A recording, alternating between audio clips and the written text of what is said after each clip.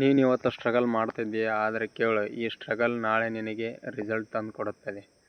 ಯಾರೋ ದೊಡ್ಡ ದೊಡ್ಡ ವ್ಯಕ್ತಿಗಳು ಕೂಡ ಒಮ್ಮಿಂದೊಮ್ಮೆನೇ ತಾನೇ ಅವರೇನು ಬೆಳವಣಿಗೆನೂ ಆಗಿಲ್ಲ. ಅವರು ಹಿಂದ್ಗಡೆ ಅವರು ಸಣ್ಣ ಸಣ್ಣ ಕೆಲಸಗಳಲ್ಲಿ ಮಾಡ್ಕೊಳ್ತಾ, ಸಣ್ಣ ಸಣ್ಣ ಕೆಲಸಗಳನ್ನು ಮಾಡ್ಕೊಳ್ತಾ, ಕನ್ಸಿಸ್ಟೆನ್ಸಿಯನ್ನು ಫಾಲೋ ಮಾಡ್ಕೊಳ್ತಾ, ಅವ್ರ ಬೆಳವಣಿಗೆಯನ್ನು ಗ್ರೋತ್ ಮಾಡ್ಕೊಳ್ತಾ ಬಂದು ದೊಡ್ಡ ಸ್ಥಾನಕ್ಕೆ ಸೇರಿದ್ದಾರೆ ಫ್ರೆಂಡ್ಸ್.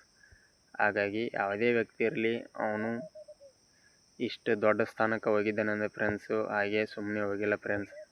ಅವನ ಹಿಂದ್ಗಡೆ ಭಾಳಷ್ಟು ಸ್ಟ್ರಗಲ್ ಇರುತ್ತೆ ಫ್ರೆಂಡ್ಸ್.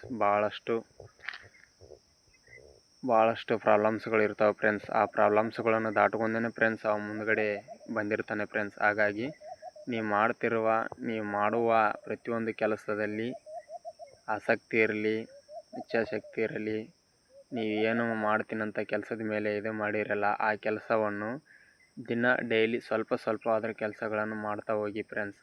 ನೀವು ಡೈಲಿ ಕನ್ಸಿಸ್ಟೆನ್ಸಿ ಫಾಲೋ ಮಾಡ್ಕೊಳ್ಳಿ. ನಿಮ್ಗೆ ಎಷ್ಟು ಸಾಧ್ಯವಾಗುತ್ತೋ ಅಷ್ಟು ಡೈಲಿ ಹಾರ್ಡ್ ವರ್ಕನ್ನು ಮಾಡಿ ಫ್ರೆಂಡ್ಸ್. ಮಾಡ್ಕೊಂಡು ನಿಮ್ಮದು ಸಣ್ಣ ಸಣ್ಣ ಕೆಲಸಗಳೇ ನಾಳೆ ದೊಡ್ಡ ಕೆಲಸಗಳಾಗಿ ನಿಮಗೆ ರಿಸಲ್ಟನ್ನು ತಂದು ಕೊಡುತ್ತೆ ಫ್ರೆಂಡ್ಸ್. ಹಾಗಾಗಿ ಕನ್ಸಿಸ್ಟೆನ್ಸಿಯನ್ನು ಫಾಲೋ ಮಾಡಿ ಫ್ರೆಂಡ್ಸ್.